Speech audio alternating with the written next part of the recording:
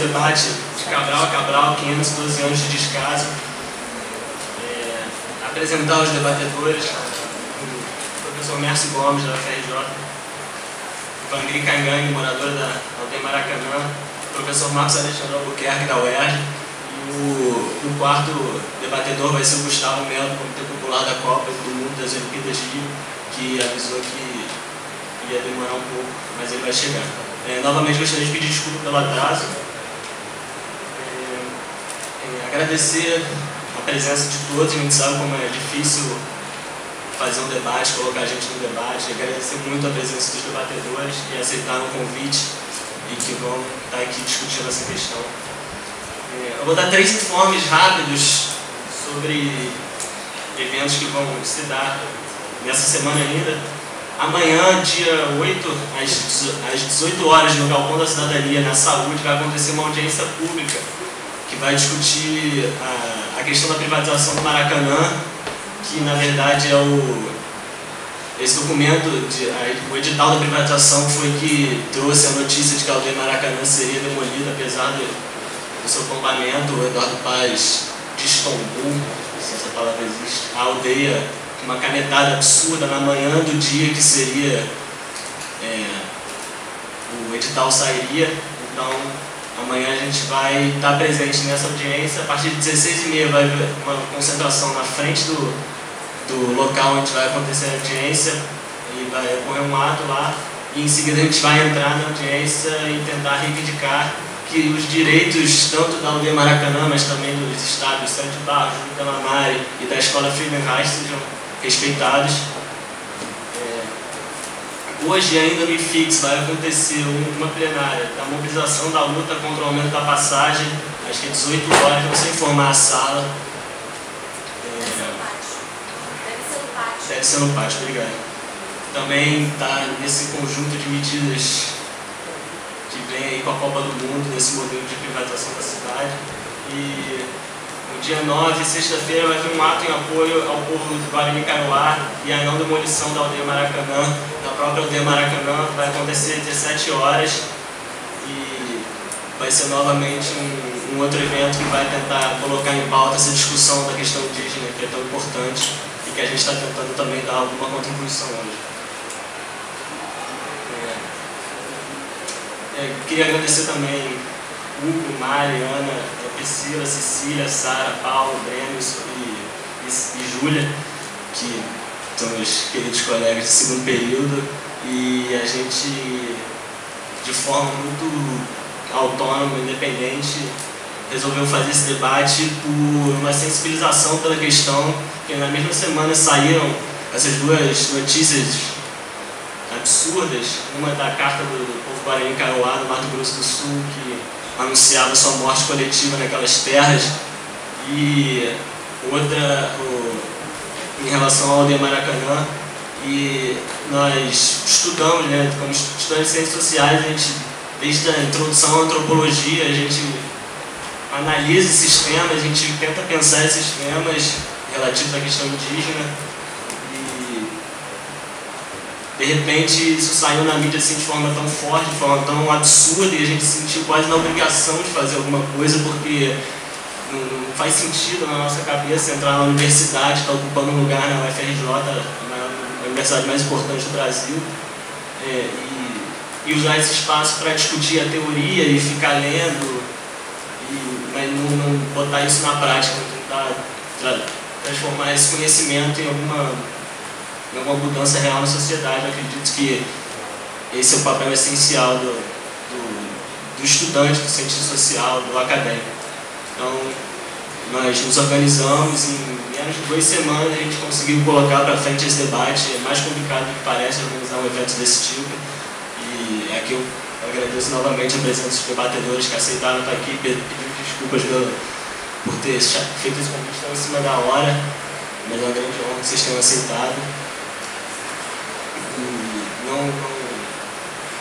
Eu acho que isso mostra que vale a pena, quando você acredita em alguma coisa, quando você quer fazer uma mudança, vale a pena você se investir naquilo, você acreditar que pode fazer alguma coisa. Não adianta uma posição fatalista falar que a aldeia vai ser demolida, que absurdo. Isso é um absurdo, acho que vale a pena a gente tentar fazer alguma coisa, por mais que a gente saiba que o poder econômico, o poder político dessas pessoas seja muito, muito forte, muito difícil de combater. Acreditamos que o certo seja tentar fazer alguma coisa. A gente colocou no texto do evento uma passagem do Marx, eu não vou repetir aqui, mas fala que a história se repete primeiro como tragédia, depois como farsa. E é um absurdo ver como 512 anos separam a descoberta do Brasil, né? E os dias de hoje, mas certas práticas parecem que não mudam. Então, eu trouxe aqui, desculpa também estar tomando muito tempo, mas eu trouxe aqui um livro que a gente deu na Introdução à Antropologia, num debate que acontece em 1550 na Espanha, em que o espanhol fala que esses povos da América são por natureza servos, e é justo e útil que sejam servos. E se eles se recusarem ao Império Europeu, pode-se impô-lo pelo meio das armas e essa guerra será justa. É uma posição que, evidentemente, quando a gente estuda, né, quando a gente lê esse texto, a gente pensa, que é absurdo, como é que alguém defende isso, como é que alguém fala isso, como é que tem coragem de colocar isso em palavras, mas, por uma surpresa, não dá nem para exprimir em palavras, nosso governador vem e fala que os índios não são problema meu e que a gente vai demolir o Museu do Maracanã por causa de uma concepção de segurança e conforto. Ou seja, vão demolir o Museu do Índio e alguém em Maracanã para colocar McDonald's, estacionamento, porque 30 dias de Copa do Mundo são mais importantes que séculos de história. É isso que parece que ele defende, e essa posição absurda que vem sendo defendida há mais de 500 anos e que a gente acredita que não deva continuar a ser defendida, porque isso não é uma posição que se espera de líder político, mas são 512 anos, primeiro como tragédia, depois como farsa. Então a gente gostaria de dar início aqui. Passar a palavra então, em primeiro lugar, para a Vandri Caingangue.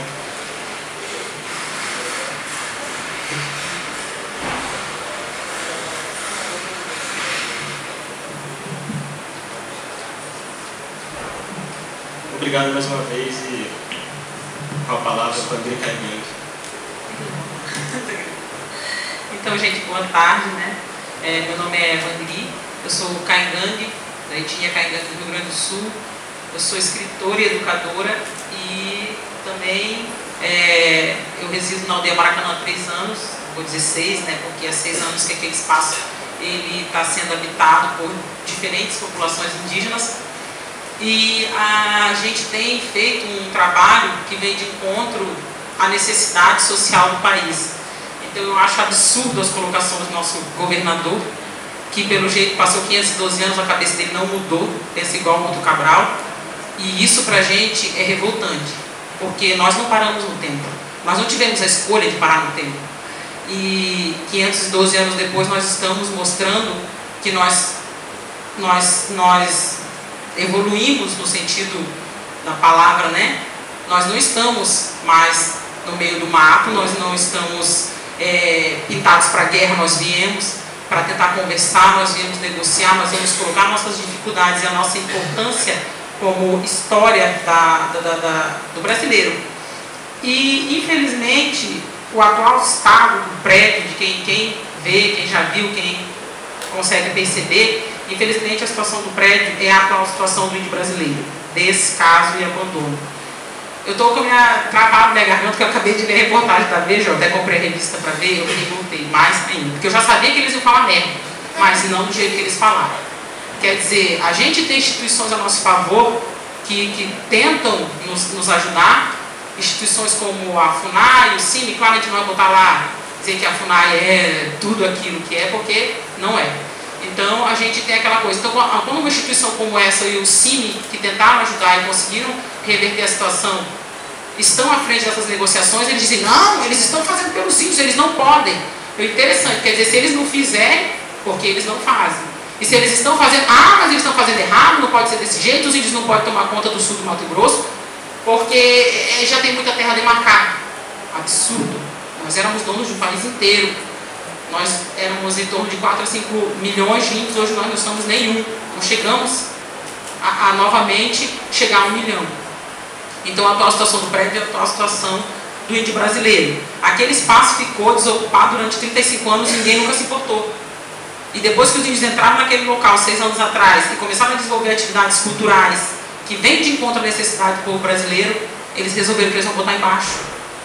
Quer dizer, então, mais uma vez, eles estão metendo a cultura que eles falam, entre aspas, a cultura, impondo a sua cultura em cima de culturas indígenas. Eu não vou dizer que é uma cultura indígena, são vários povos que estão ali. E cada um desses povos tem um costume diferente. Nós temos direito a essa diferença. E no antigo prédio do Museu do Índio, nós mostramos a nossa cultura, a verdadeira cultura do povo brasileiro. É a origem do povo brasileiro. E o povo tem direito de conhecer.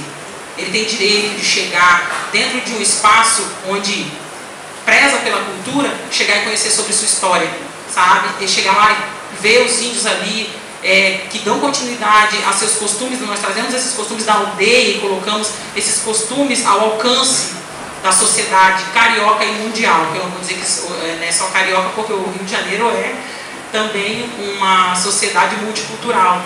Então, assim, saber que o governador não valoriza a questão histórica de um país é praticamente saber que ele não vai medir esforços para chegar aonde ele quer.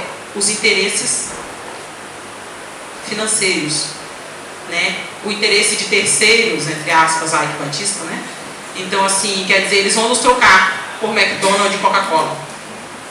Eu espero que vocês não concordem com isso e nem que a sociedade carioca concorde com isso.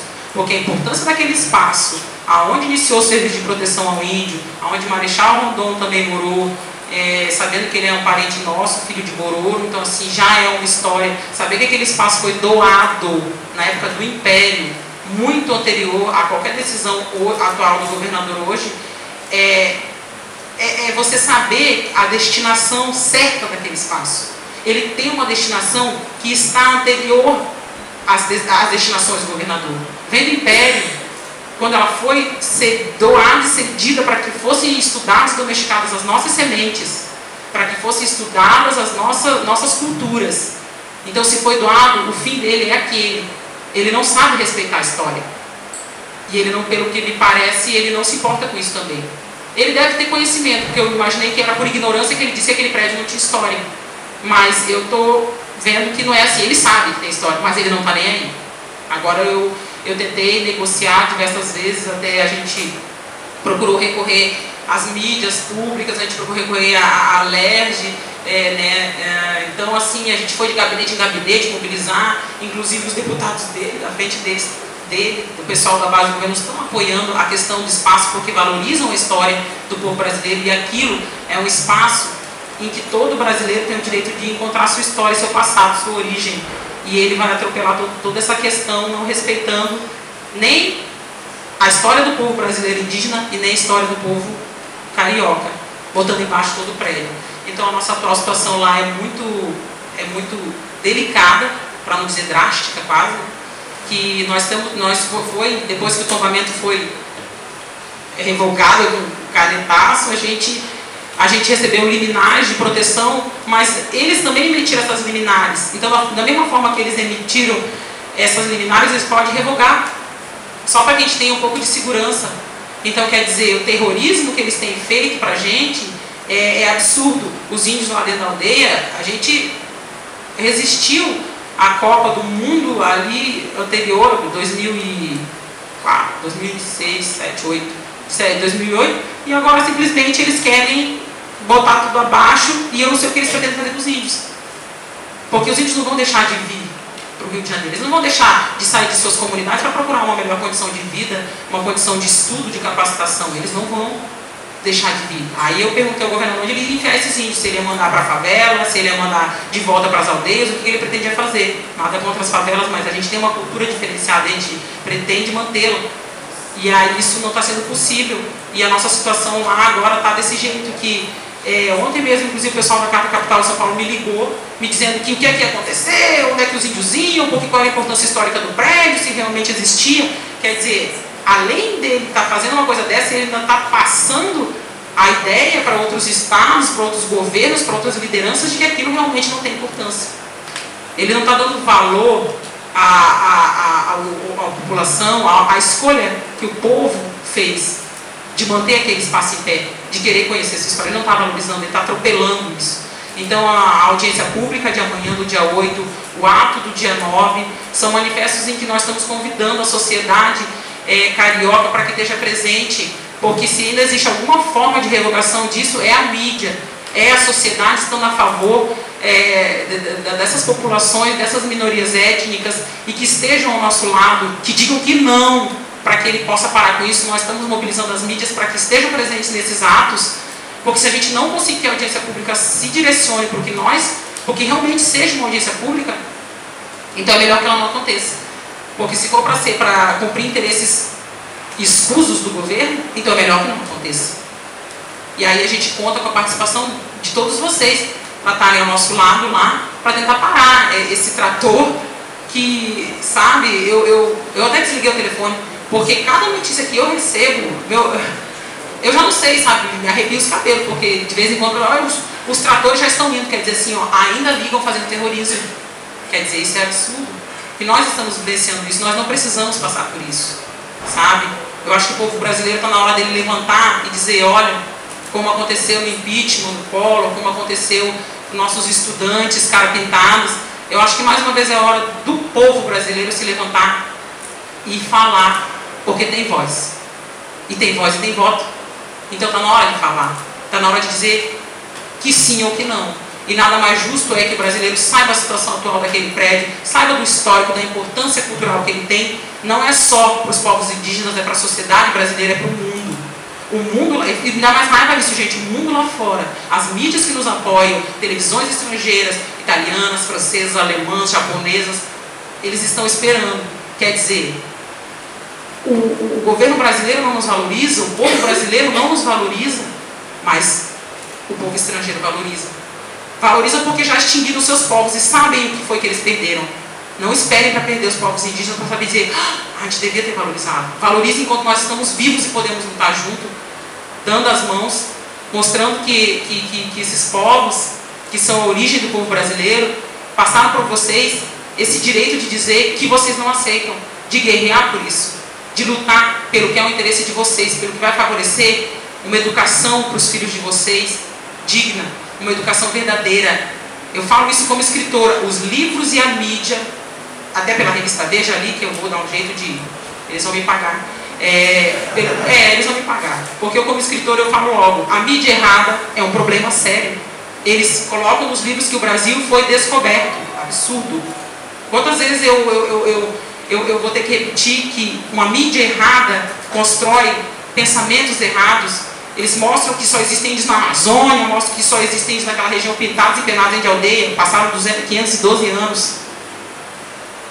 E nós habitamos todo o país, de norte a sul do Brasil. Somos 200, aqui até aumentou, 305 etnias, falando 274 línguas faladas. Quer dizer, está havendo um recenseamento, o pessoal está se assumindo como indígena. Perdeu a vergonha de dizer, está na tua cara, você é índio. Assuma o seu lado, assuma o seu pezinho na aldeia. Não é só o seu pezinho na África, é o seu pezinho na aldeia. Então eu vou, para não me prolongar muito, né? Eu vou passar aqui a palavra para o resto do pessoal. E aí a gente vai estar aqui tentando fazer esse debate para que sejam esclarecidas essas dúvidas na cabeça de vocês, tanto pelo lado do indígena, da situação do prédio, do que é que vão fazer com eles e dos interesses públicos que estão atrás desse edital que eles estão querendo abrir, dessa concessão de 35 anos, né? Quem é que vai ficar com esse dinheiro? Né? Quem que vai ser o cara que vai pegar essa concessão dentro de um edital? Vocês já sabem que está tudo programado, então a gente vai estar tentando, nesse debate, deixar claro essas dúvidas que todos temos, né? Porque até eu tenho dúvidas, cada vez eu tenho mais dúvidas, né? Então a gente está aí para isso, pessoal. Obrigado pela atenção aí, pelo convite também. Pessoal aí do grupo que foi lá me convidar, até no GT da Copa que foram atrás de mim lá, ontem na aldeia e hoje foram lá me buscar. A gente agradece a participação dos povos indígenas em um evento como esse, onde a gente possa estar nos defendendo. Ao menos a gente possa estar nos defendendo. Né? Então é isso aí.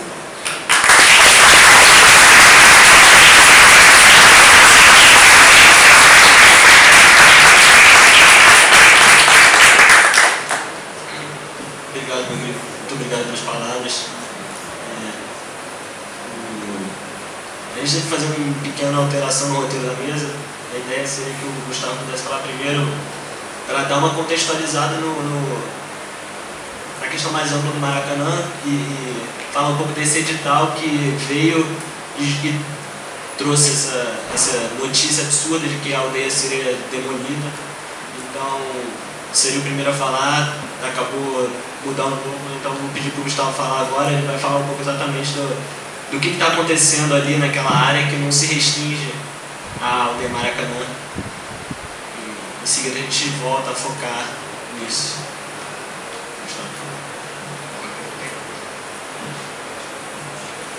Bem, boa tarde. Começo me desculpando pelo atraso, mas as pessoas próximas ao comitê e à luta do Maracanã, que eu identifico algumas aqui, imaginam como é que está a minha cabeça e a minha correria às vésperas dessa audiência que vai ter amanhã. Agradeço o convite. Vou fazer uma fala de improviso, tentei rascunhar um roteiro aqui, mas de fato minha cabeça está meio confusa. Vou tentar organizar algumas ideias. Eu acho interessante de que a gente consiga hoje estar aqui sentado para debater a questão indígena junto com o complexo do Maracanã. Eu acho que isso se dá em função, obviamente, daquele espaço do Museu do Índio e de toda a luta dos indígenas que estão lá desde 2006 na aldeia Maracanã, mas se dá também por uma falta de visão dos governantes que conseguem desrespeitar diversos aspectos e diversas lutas que são travadas na sociedade.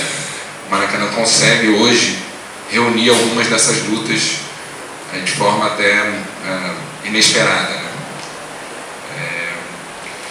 Bem, o Maracanã, a gente tem tratado do complexo Maracanã e do estádio Mário Filho, né, o estádio do Maracanã, como um grande símbolo, né, de participação popular. A gente tem uma avaliação de que o Maracanã ultrapassou, e eu acho que é uma avaliação coletiva, né, compartilhada por diversos cariocas, o Maracanã ultrapassou o caráter de um simples equipamento esportivo, de uma edificação, né, um edifício qualquer, e alcançou um patamar de um espaço mítico até, um espaço de um interesse histórico, cultural e simbólico da cidade e do país, de nível imensurável. Né? A destruição do Maracanã, a demolição do estádio do Maracanã, que foi feita de forma arbitrária a partir de 2011, é talvez um dos maiores crimes de lesão ao patrimônio histórico e cultural do país, de toda a nossa história. O que acontece é que esse símbolo de participação popular, de carnavalização das nossas manifestações populares, um símbolo que se tornou muito forte em toda a nossa cultura, nosso jeito de ser carioca, um símbolo de toda uma forma de se relacionar com a cidade, de se relacionar com o outro, acabou nesses últimos anos se tornando também um grande símbolo da destruição, da violação de direitos, né, da arbitrariedade com que os governos seguidos, né, a gente está lidando com um governo agora que tem uma característica muito forte nesse sentido, mas de diversos governos que ignoram a participação popular, a consulta pública, as pessoas que se sentem parte dos equipamentos públicos. Né? Eu acho que o Maracanã, nesse caminho para a Copa e para as Olimpíadas, e esse é um debate que a gente faz no Comitê Popular da Copa e das Olimpíadas, acabou se tornando esse grande símbolo que reúne essas diversas facetas de violação. Né? Ali você tem a demolição, você tem a elitização muito forte, né? A segregação espacial, segregação social, e você tem agora também esse símbolo da privatização, do processo de privatização dos espaços públicos, dos serviços públicos, dos bens que são de uso da população para interesses privados, né?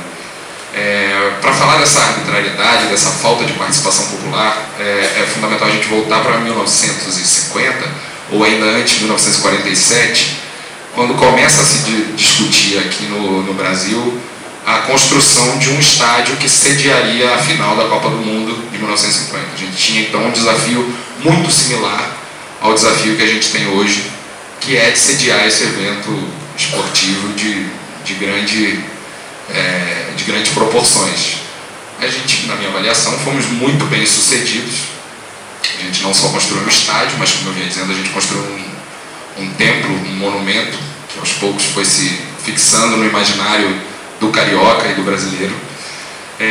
E é interessante da gente notar, e há uma pesquisa muito sólida sobre isso, de um companheiro nosso do IPUR, da UFRJ, chamado Eric Omena, que avalia manchetes de jornais sobre a construção do Maracanã, né, de 47 a 50, como se dava os debates, como eram refletidos os debates nas manchetes de jornais então. E o que a gente pode avaliar é que teve um grande processo de discussão sobre que estádio se queria, naquele momento, para a cidade do Rio de Janeiro. E é muito clara a forma como parte dos participantes, dos formadores de opinião, dos participantes desse debate, defendiam com muito peso a intenção de fazer um estádio que fosse público e popular, e que tivesse acesso a todas as classes sociais, né, a todas as pessoas que pudessem e quisessem participar do espetáculo do futebol. Se a gente pega o Maracanã de 1950, a gente tem cerca de 179 mil pessoas, né? Esse número varia de ano a ano, mas inicialmente era 179 mil pessoas a capacidade do estádio, com uma perspectiva clara e manifestada de garantir o acesso ao maior número de pessoas possível que quisesse assistir ao jogo de futebol. Se a gente pega a final da Copa de 50, a gente tinha 8,5% da população do Rio de Janeiro presente no jogo, né? Que é um dado interessante e que sempre nos leva a perguntar quantos cariocas ou quantos brasileiros vão estar na final da Copa do Mundo de 2014, né?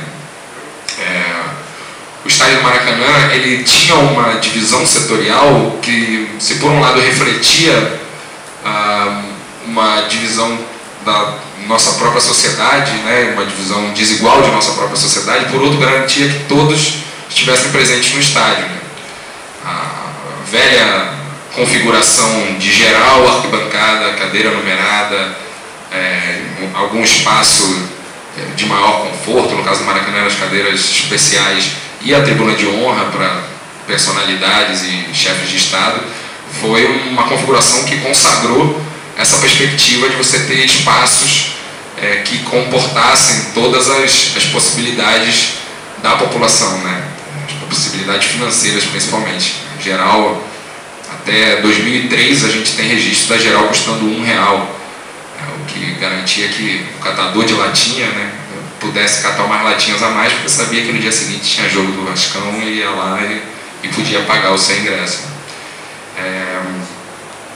Isso começa a se mudar, né? E quando a gente fala na gestão pública do Maracanã, é importante a gente ter a clareza de que a gestão foi extremamente sucateada a partir da década de 70 e principalmente a partir da década de 80, e a gente começa a ter uma necessidade enorme de reformas no Maracanã, e a gente tem um órgão, uma superintendência criada para a gestão dos equipamentos esportivos do Rio de Janeiro, que é a SUDERJ, que até hoje é um espaço de muito pouca transparência e completamente ultrapassado, com sobreposição de funções com a própria Secretaria de Esporte e Lazer, com um número alto de funcionários para dar conta de um organograma que ninguém entende.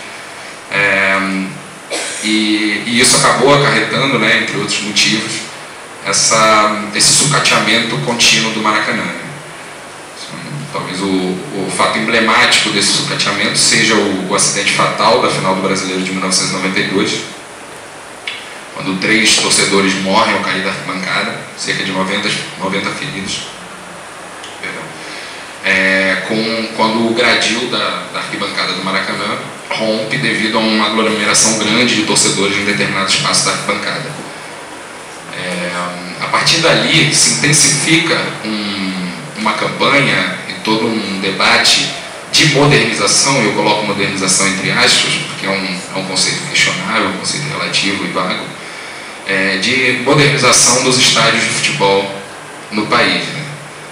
Esse discurso da modernização dos estádios, por vezes ele se confundia com um discurso que apontava para medidas de elitização do esporte, aí fundamentalmente através do alto custo, do aumento do custo dos ingressos e da reserva de espaços exclusivos, né? Era uma tendência que já vinha desde a década de 90, e também de padronização dos estádios através de um modelo europeu, especificamente um modelo britânico.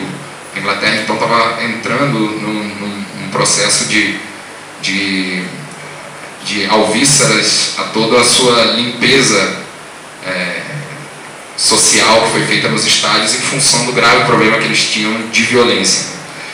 A má gestão dos equipamentos esportivos e o sucateamento dos estádios somava-se aqui no país também ao discurso da violência, né, que era crescente nas grandes metrópoles do país e ainda e, portanto, também se manifestava de forma muito clara e muito peculiar ao redor do futebol, né? Não só dentro dos estádios, mas envolvendo todo o evento do futebol, e que ocasionava em diversos conflitos e ainda ocasiona nas cidades onde havia os jogos. A gente tem essa reforma em 93, né? Começa em 92, vai até 93, e posteriormente, se não me engano, 6 anos depois, a gente tem uma nova grande reforma para o Maracanã, já numa perspectiva que se soma todo esse panorama que eu estou apresentando, mas de uma perspectiva de atender aos chamados padrões da FIFA, a senhora FIFA, com seus padrões notadamente europeus, higienistas, elitizadores, né, na perspectiva do torcedor comum de futebol aqui. Ocorreu o Campeonato Mundial de Clubes aqui em 2000 e a gente precisava adequar o Maracanã a essas exigências da FIFA. É nessa reforma que acontece, essa reforma, se não me engano, custa cerca de 130 milhões de reais. Nessa reforma acontece uma das alterações mais desastradas da história do complexo do Maracanã, que é a instalação de camarotes no topo do anel superior do Maracanã, simplesmente fechando a única saída alternativa da arquibancada e praticamente inutilizando as rampas monumentais do estádio, que, para quem se lembra, passaram a ser utilizadas somente pelas vans que levavam os torcedores exclusivos para os camarotes. A maioria desses camarotes privatizados, comprados por empresas que muito pouco ou nada tem a ver com futebol, no máximo algum patrocínio eventual, mas que cedia ingressos para os seus convidados, né? Em 99 a gente começa a ter o primeiro processo de elitização profunda do complexo do Maracanã, né? Não teve nenhum tipo de participação popular nesse momento. O torcedor, que em última análise é o verdadeiro dono do Maracanã, e para sempre vai ser o verdadeiro dono do Maracanã, independente de quais sejam as estratégias e as intenções de alguns governantes, não teve nenhuma participação, não apitou em nada nesse processo de 99. O processo de 99 também é quando se coloca a cadeira em toda a arquibancada do Maracanã, já matando aquela setorização inicial a que eu fiz menção. Pouco tempo depois, a gente teve a primeira reforma em 92, 6 anos, 99, mais 6 anos, e a gente tem uma nova grande reforma, ainda maior, para o Pan-Americano, uma reforma que custou, se não me engano, 300 e está me falhando o número agora exato, mas são cerca de 300 milhões de reais. O total da reforma de 99 e 2006 é de 410 milhões de reais.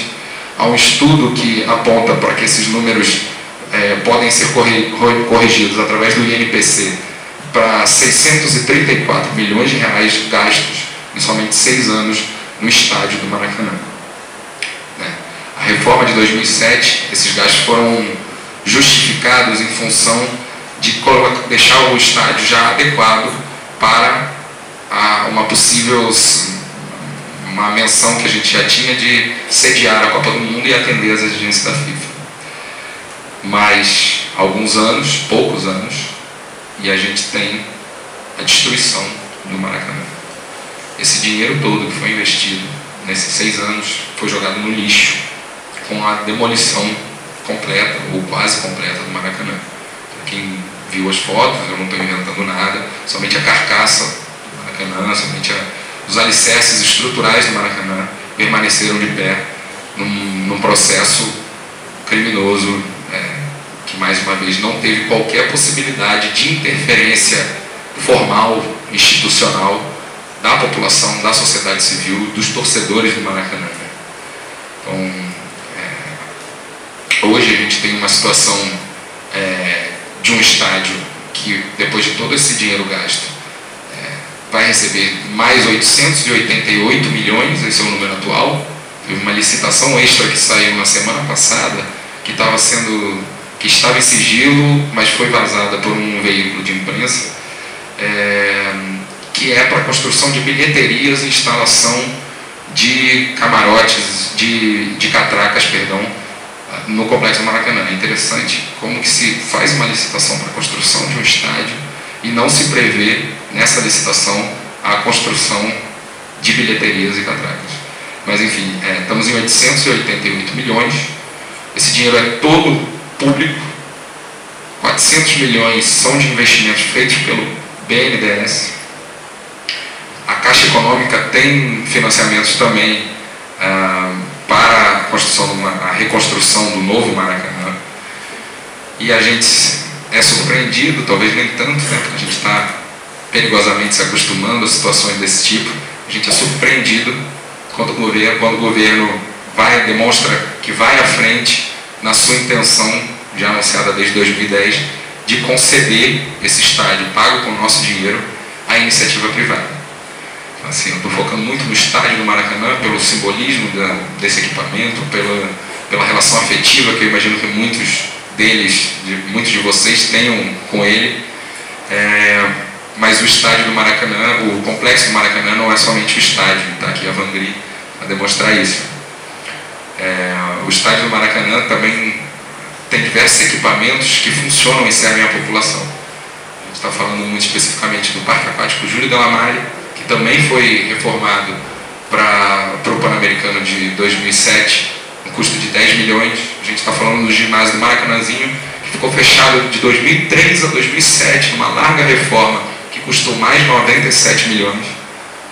A gente tem o estádio Célio de Barros, que diversos troféus Brasil de atletismo aconteceram lá, diversos campeões do atletismo brasileiro passaram por lá. E estamos falando da Escola Municipal Friedenreich, que, para quem não está acompanhando, para quem não está vendo as notícias, é uma das melhores escolas públicas do país. É a 10ª no INDEB nacional, é a 4ª no INDEB do estado. Tem todo um equipamento construído de aulas de audiovisual, equipamentos para projeção, quadra poliesportiva coberta, atenção especial a alunos com necessidades especiais. É uma escola modelo da Prefeitura do Rio de Janeiro e já foi colocada pela própria Prefeitura como modelo por diversas vezes. A Prefeitura, o prefeito Eduardo Paes, que em 2007 foi à imprensa dizer que o Maracanã era imprivatizável, que era um interesse público da população, que jamais poderia ser privatizado, foi o mesmo prefeito que no dia 19, último, sexta-feira, às vésperas da divulgação da minuta do edital, que saiu no dia 22, segunda-feira, numa canetada e numa rasteira grande em todos os atletas e todos os usuários do Júlio Delamare e do Célio de Barros, destombou os dois equipamentos que eram tombados pelo Poder Municipal para viabilizar o projeto de privatização apresentado pelo Governo do Estado. É fundamental da gente saber, né, da gente comunicar, informar, que no Júlio Delamare e no Célio de Barros acontecem diversos projetos sociais de inclusão através do esporte, jovens atletas que treinam no Célio de Barros e no Júlio Delamare, de idosos que são encaminhados diretamente da rede municipal de saúde para o Júlio Delamare para fazer atividades físicas como forma de complementar aos tratamentos de saúde que devem ser feitos. A gente tem atletas de ponta treinando nos dois equipamentos. A gente tem a Seleção Brasileira de Nado Sincronizado treinando no Júlio Delamare. A gente tem atletas da Seleção Brasileira de Saltos Ornamentais que treinam cotidianamente no Júlio Delamare. No estádio de atletismo, campeões paralímpicos estão lá treinando. A gente tem associações de veteranos que têm as suas atividades lá, ou seja, são equipamentos que servem à população e que estão em pleno uso. Né?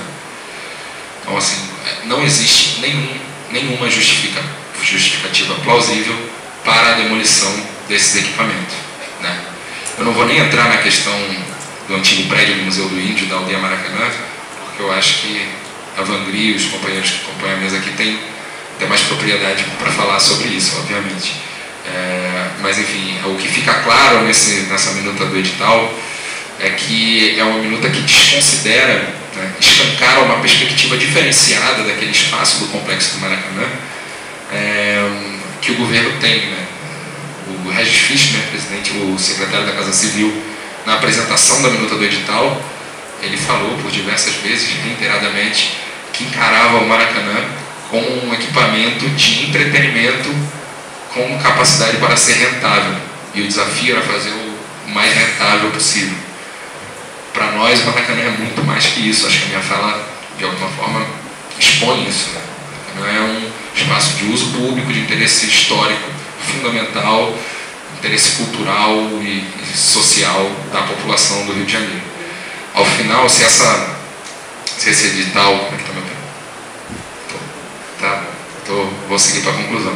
Se esse edital for colocado em prática, ao final de 35 anos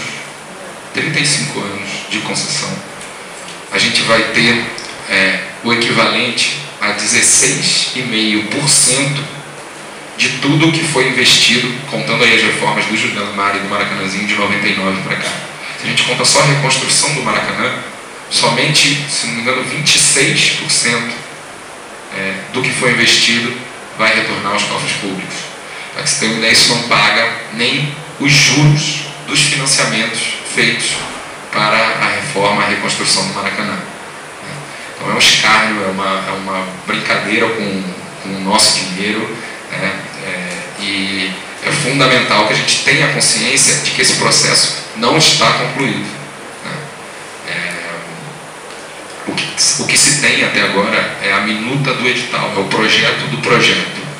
E essa audiência pública que está marcada para amanhã é uma data crucial em todo esse processo, porque eles vão novamente, o governo do Estado, isso não é uma exclusividade do Rio de Janeiro, mas aqui o governo do Estado tem se notabilizado por fazer dos espaços das audiências públicas, que está previsto no Estatuto da Cidade como espaço de escuta pública, de consulta pública, né, onde a sociedade civil apresenta as suas demandas e as suas questões para serem incorporadas nos projetos do governo. O que se tem notado é que esse espaço tem sido revertido de forma a fazer com que as audiências públicas sejam meramente um espaço de legitimação de todo o processo arbitrário que se tem feito nesses grandes projetos. Muito pouca exposição, independente da possibilidade de exposição da sociedade civil, não é levado em conta nos projetos, os projetos que já vêm fechados, formatados, apresentados em PowerPoints intermináveis pelo governo, não são modificados após esses questionamentos da sociedade civil. A gente não é bobo, a gente tem consciência disso, a gente está indo para essa audiência pública amanhã com essa consciência e vamos fazer uma interferência que questione esse próprio caráter da audiência pública e principalmente desconstruindo essa audiência pública como um espaço legítimo, porque se a gente quer falar em participação popular em todo o processo do Complexo Maracanã, a gente vai ter que ter um espaço de discussão anterior, que é o espaço sobre a própria concessão do Maracanã à iniciativa privada, sobre a própria entrega do patrimônio público à iniciativa privada, interesses privados, sobre a própria entrega dos nossos recursos públicos a esse possível concessionário do Maracanã. Então, assim, eu faço uma convocação forte aqui a todos os estudantes, ao DCE, da UFRJ, aos CEAs, a todos os grupos aqui presentes, para que a gente esteja amanhã, às 4h30, no Galpão da Cidadania, ali na zona portuária, próximo à Praça Mauá, Avenida Barão de Tefé, número 75, na altura, para quem chega da Presidente Vargas, é na altura da Avenida Pássio, subir a Camerino, é fácil acesso, dá para ir de metrô, uma caminhada de cerca de 100, 200 metros. É fundamental que a gente tenha muita gente lá amanhã para questionar todas essas demolições arbitrárias, essa falta de respeito à população, e questione essa concessão do Maracanã. Se a gente amanhã não tiver uma participação efetiva, aí sim a luta está perdida. Não quero ser catastrófico, mas amanhã tem esse caráter assim, de que se a gente não tiver uma interferência forte, o rodo passa, a escola cai, o museu cai, o Parque Aquático Júlio de Lamare cai, e o estádio vai muito provavelmente por Eike Batista. Não sei se vocês viram, hoje tem uma nova notícia, para finalizar, perdão, uma nova notícia de uma reunião que foi realizada na sexta-feira posterior à apresentação da minuta do edital, que reuniu representantes do governo do estado com o diretor executivo da IMX, empresa do grupo EBX, o senhor Eike Batista, e representantes das confederações e das federações de esportes aquáticos do Brasil e do Rio de Janeiro, no Júlio de Lamare, dentro das instalações do Complexo do Maracanã, no Parque Aquático Júlio de Lamare. A gente sabe que esse é um processo que já está de cartas marcadas, né? Não é de hoje que o Eike Batista afirma com tremenda segurança e até prepotência que tem a intenção de gerir o Maracanã, e a gente sabe das ligações para lá de questionáveis do governo do estado com o grupo do Eike Batista. Então, assim, amanhã é um dia fundamental, faço essa convocação a todos, e é isso, conto com a presença de todos. Essa luta não está perdida, não tem nada dado. Amanhã é o dia da gente, de fato, de mostrar como é que se faz participação popular nessa cidade, nesse país. Muito obrigado.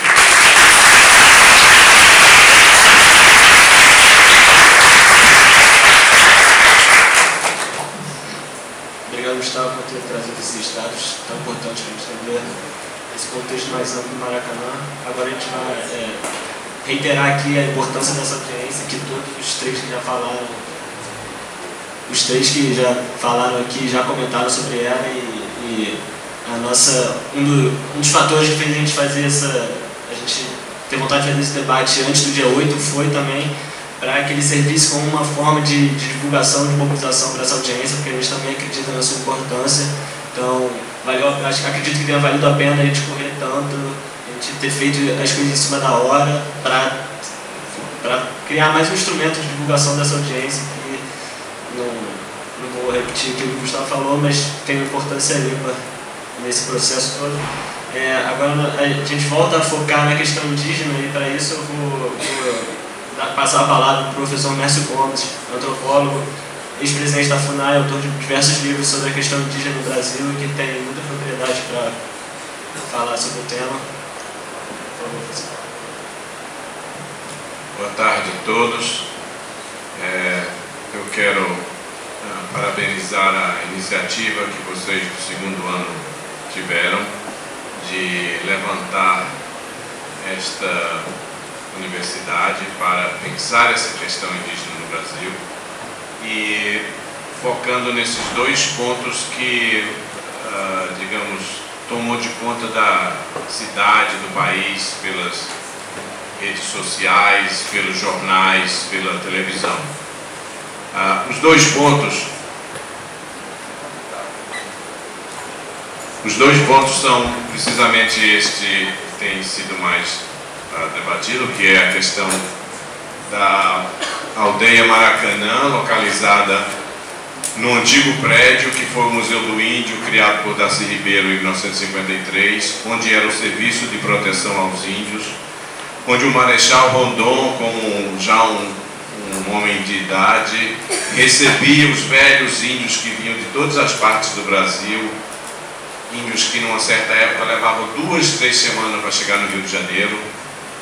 Eu tive com os índios Tuxá, da Bahia, onde hoje está a hidrelétrica de Itaparica, e eles me falavam como chegaram aqui em Rio de Janeiro em 1947 para conversar com o Rondon. Levavam 2 semanas para descer de barco até Propriá e pegar um ônibus, e pegar um pau de arara e parar em algum lugar, etc. E ali era recebido pelo Marechal Rondon. Essa reminiscência é importante porque foi a partir desse espírito, desse sentimento, que ao ver esse prédio abandonado durante tanto tempo, porque o Museu do Índio foi retirado dali, desse prédio em 1978, e enviado para o prédio que era o antigo ISEB. Isso tudo nos remete às brigas, à ditadura militar e às brigas políticas internas. O ISEB é o Instituto Superior de Educação de Estudos Políticos, Estudos Brasileiros, que era um dos principais centros de pensamento brasileiro nessa ocasião, junto com a antiga Universidade do Brasil, que era depois do FRJ, no pré-64, e tinha como seu prédio figuras ilustres que pensaram e debateram o Brasil, tinha como seu prédio ali na Rua das Palmeiras. A ditadura militar imediatamente extinguiu o ISEB, e esse prédio ficou meio que abandonado. Por outro lado, a FUNAI, o SPI, que pertencia ao Ministério da Agricultura, onde está esse prédio, a quem pertence esse prédio hoje, do velho Museu do Índio, a FUNAI foi deslocada, foi criada e deslocada do Ministério da Agricultura para o Ministério do Interior, chamado Interior. Daí ter sido retirado do prédio que era onde estava localizado o Serviço de Proteção aos Índios e o Museu do Índio. Aí ficou abandonado, também o Ministério da Agricultura não interessava. Quem passa por lá, ou quem vinha passando há anos e anos, via esse prédio fabuloso com essa torre maravilhosa ao lado do Maracanã. Eu quero recordar aqui uma vez o Darcy Ribeiro, que foi o criador e que começou a trabalhar nesse prédio em 47 como antropólogo e criou o Museu do Índio com Rondon em 1953. Ele me contou uma vez que estava conversando, tinha acabado de vir do Urubu-Capó, que é um povo que fica no Maranhão, onde ele fez uma das suas principais pesquisas, e na volta estava estudando, tinha trazido o índio, estava estudando, tentando aprender a língua indígena, a identificar alguns dos objetos tradicionais, cocares e brincos e braceletas e colares que ele coletou com os índios, e tentar descobrir, quando ouviu um barulho, um rumor, uma comoção, e olhou para baixo do seu escritório, e olhou embaixo e viu essa multidão de brasileiros saindo, chorando, que era exatamente chorando pela perda da Copa do Mundo em 17 de julho de 1950. Quer dizer, o Darcy estava tão fora de si com essa história de índio que nem se dava conta que tinha 200 mil pessoas aí ao lado com a coisa do Brasil perdendo para o Uruguai. Você imagine 200 mil pessoas deprimidas e tristes e revoltadas, etc., saindo ali do Maracanã e passando onde hoje é o Museu do Índio. Naquele tempo não tinha muro, então passava ao largo mesmo. Podia passar como se fosse na calçada, sem muro, sem nenhuma proteção. E não foi impedimento nenhum para que 200 mil pessoas deambulassem, se retirassem do museu ou do Maracanã e não fossem esmagadas ou não tivessem alguma forma de constrangimento ou de obstáculo em se retirar na paz. 200 mil pessoas. Hoje nós vimos aqui pelo Gustavo, não vai ter nem 75 mil pessoas no Maracanã. que já é esse relato dele feito com frieza, de um estudante de ciências sociais, esconde o fato de que ele está triste com isso, como todos nós estamos tristes com isso. E quem frequentou o Maracanã com família, ou enquanto menino com pai, sabe que era uma coisa maravilhosa aquele estilo do Maracanã. E vai ficar tudo como essas porcarias da Europa. Vai ficar aquele troço que você vai ver de alto a baixo, sem os anéis diferenciados que dava para o Maracanã. Um lado onde você ia com a família, levava filho de graça, como tantas vezes eu fiz ao ver o Maracanã. Então todos nós estamos tristes com isso, mas ficaremos muito mais tristes, ainda mais tristes, se houver essa demolição desse prédio. Um prédio que foi construído em 1862, que tem um pé direito mais alto do que esse. É um prédio que era particular inicialmente, mas um pé direito incrível, umas paredes de 80 centímetros de largura, feitas de pedra e com gordura de baleia. Originalmente tinha umas escadas de ferro que ia para o segundo andar, tinha mais um mezanino no segundo andar. Quem vai lá ainda vê a potência desse prédio. Não é um prédio, digamos assim, não é um prédio destituído de valor próprio. Quem vai lá sente o poder desse prédio, da importância que tem esse prédio e do seu próprio valor arquitetônico.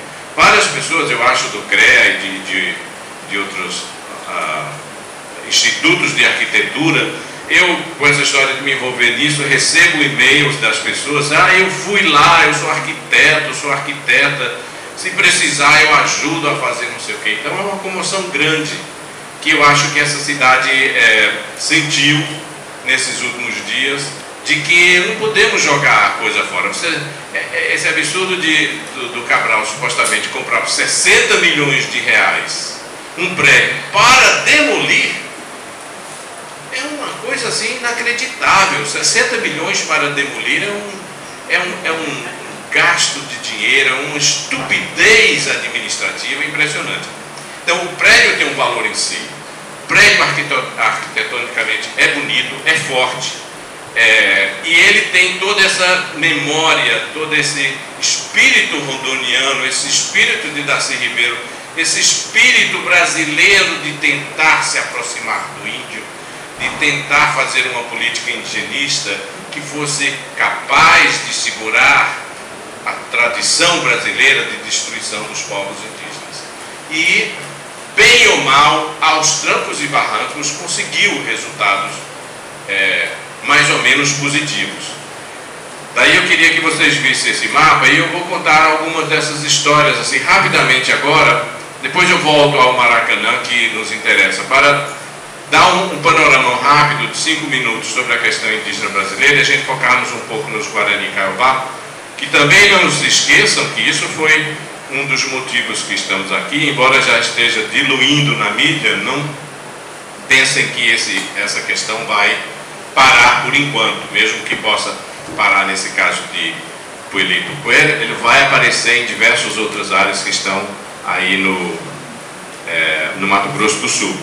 Mas, um panorama geral. Aqui é o Brasil. Tinha 5 milhões de índios no Brasil. 1 milhão desses índios moravam no litoral. E eram vários povos com nomes diferentes, mas faziam parte de uma mesma cultura, chamada Tupinambá, o nome mais genérico.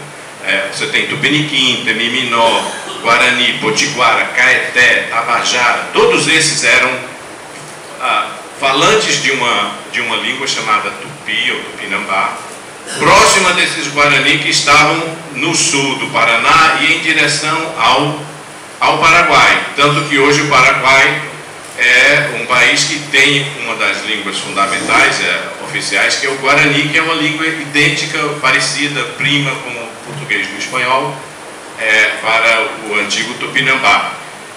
Então, todos aí estavam em Tupinambá. É claro que havia alguns enclaves não Tupinambá. Esse Campos do Goitacazes, que fica aqui ao norte do estado do Rio, é um povo que não era Tupinambá.